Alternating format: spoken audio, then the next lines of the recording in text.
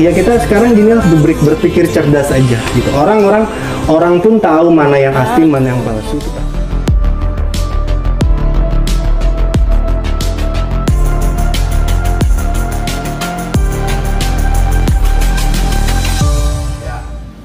Jadi kisruh ini mulai rame berawal adanya bin Anima baru yang digagasi oleh salah satu basisnya mengganti vokalisnya, drummer dan personel lainnya.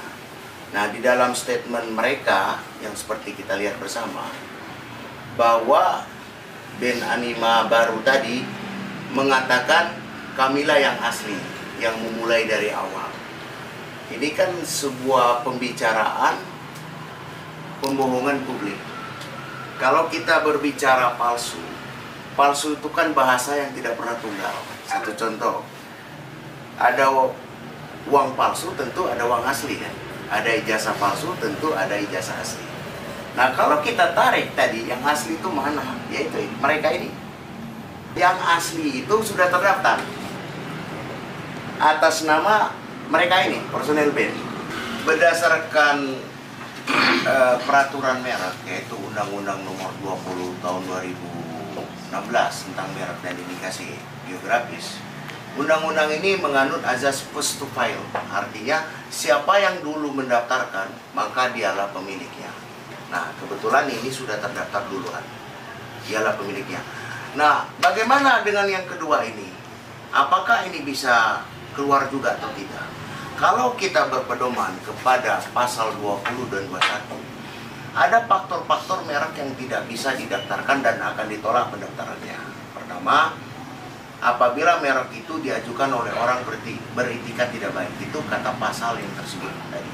Kedua, apabila memiliki persamaan pada keseluruhan dengan merek terdaftar atau memiliki persamaan pada pokok. Nah, mengacu ke undang-undang merek, jika merek itu sudah terdaftar, maka pemilik merek ini, kebetulan nama bertiga ini didaftarkannya, berhak untuk melarang. Nah, kalau kita berpedoman kepada pelanggaran hukum, tentu di dalam hal ini ada konsekuensi hukum. Sebagaimana diatur di pasal 100 ayat 1, menggunakan merek terdaftar tanpa izin pemilik merek terdaftar, itu dapat dikenakan ancaman pidana kurungan 5 tahun atau denda 2 miliar rupiah. Demikian juga pada pasal 100 ayat 2, menggunakan merek yang sama pada pokoknya saja, maka itu dapat diancam dengan ancaman pidana kurungan 4 tahun dan denda 2 miliar rupiah. Kalau kita tarik di Undang-Undang Hak Cipta, dia berstatement yang lama ini adalah palsu, padahal masih eksis. Artinya, dia tidak mengakui atas karya-karya cipta, karena lagu-lagu itu masih dipegang penciptanya oleh yang kelompok ini. Nah, itu kan dapat dimungkinkan apabila dibuktikan hak ekonomi ini tidak jatuh kepada pencipta aslinya, itu juga bisa disangkakan pidana tentang pelanggaran hak ekonomi. Dan dikhawatirkan juga menghilangkan hak moral. Logikanya begini, yang asli kami, katanya, menurut statement dia. Artinya karya-karya besar yang asli di sini tidak diakui ya. Itu sebuah pelanggaran. Dan lagu-lagu hit seperti Bintang itu diciptakan berawal terobsesi oleh penciptanya. Kebetulan lagu Bintang itu aku ciptain buat mantan pacarku, namanya Bintang, sekarang menjadi istri. Alhamdulillah kita dapat omongan 2 karena dari lagu itu. Jadi emang aku ciptainnya dari tahun 2003-an lah, 2003-2004 di Bandung. Akhirnya jadi singlenya Anima, populer lah kita 2005 di RT, meledak sampai sekarang. Cuman aku yang nggak terimanya itu semenjak ada Anima yang sebelah, jadi dia nge-recycle lagu itu dengan vokalis yang baru. Aku bilang sama istri, karena istri sampai detik ini tuh manajer personalku, kayak gitu. Aku bilang kok ini bisa ya gitu, karena aku selalu menghargai vokalis original. Aku selalu bilang sama Rino, karena Rino ini gitaris satu lagi tuh sobat deket juga. Aku sering curhat sama dia, no ini nggak bisa kayak gini, original itu tetap Lucky kayak gitu. Jadi nggak bisa digantiin kayak gini, kita harus tegur. Aku pernah message di Facebook, sampai sekarang tuh nggak dibalas sudah berapa tahun ya. Itu lumayan, ini udah lumayan lama sih. Terus Rino juga aku bilang, no coba konfirmasi ke LD. Ternyata Rino itu WhatsApp-nya itu diblok sama LD, Instagram diblok. Aku nanya sama Lucky juga, mereka diblok semuanya gitu. Jadi ini ada apa gitu? Karena aku berpikirnya Anima itu ya originalnya ya ada Lucky, ada Rino, ada Engkan, ada Andri. Aku selalu bilang, ayo kita soan yuk sama LD. Cuman mungkin sama LD-nya kita nggak gimana ya, nggak deket mungkin ya. Dia nggak terima kali. Ya akhirnya kita berpikiran, ya Anima ini ibaratnya jangan ada sampai ada kata-kata yang mereka tadi kan kita ngelihat ya, mereka mengundurkan diri keluar. Kalau katakan tuh nggak ada kata-kata kayak gitu. Jadi intinya karena posisinya manajemennya udah tidak baik, akhirnya kita merasa ya udahlah, gue mau refreshing, intinya itu rehat dulu lah gitu kan. Akhirnya aku rehat dulu tuh, gue kayaknya ini dulu karena manajemennya udah mulai tidak baik lah gitu kan. Aku pengennya Anima ya Anima kayak dulu, kita solid gitu kan. Kru tim produksi juga kita dulu zaman indie label itu sangat solid sekali. Jadi pas kesini itu banyak mungkin kalau aku lihat sih sindrom sih. Kalau untuk yang recycle lagu Anima itu yang dibawain sama vokalis yang LD itu yang pasti nggak ada konfirmasi, karena di situ tuh ada rekamannya, ada yang full band sama akustik ya.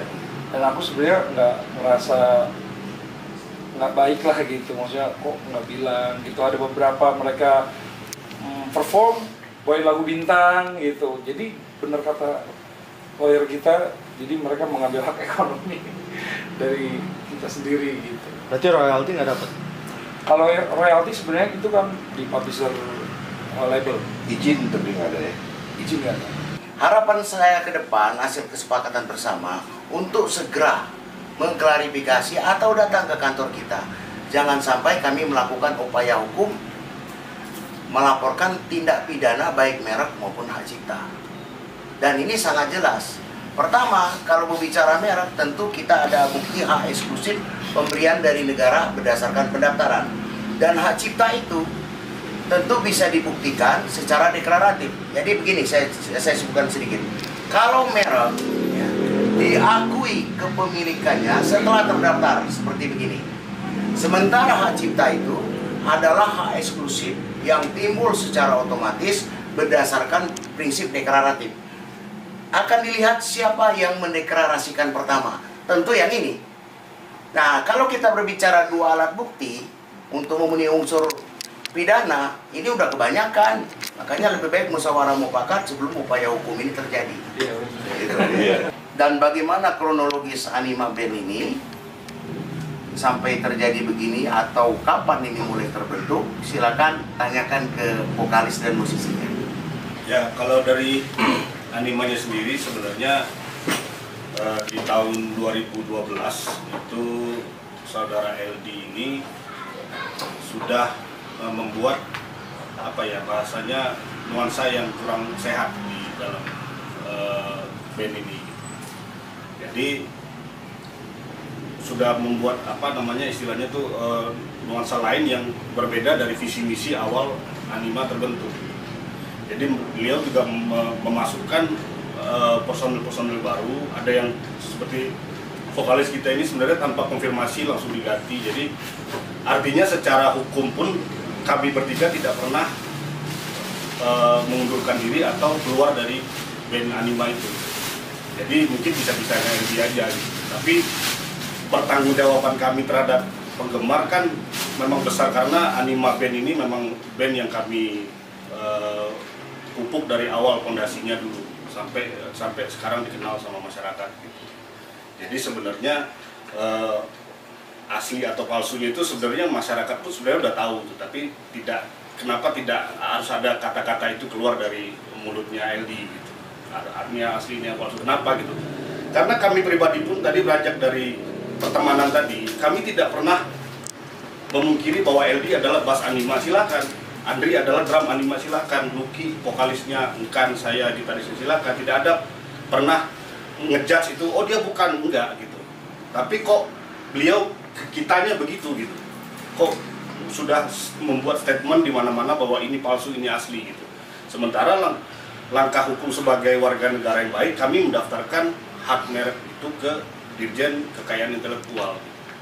Nah, sesudah itu baru dia mendaftarkan lagi. Nah, ini ada apa gitu kan. Jadi kenapa, dan sepanjang pengetahuan kami pun saudara LD ini tetap manggung memakai lagu Bintang itu tanpa ada konfirmasi dari beliau ke penciptanya gitu. Maksudnya gini, artinya kan kalau memang dia ngeband, dia ini musisi, ya bikinlah karya baru gitu.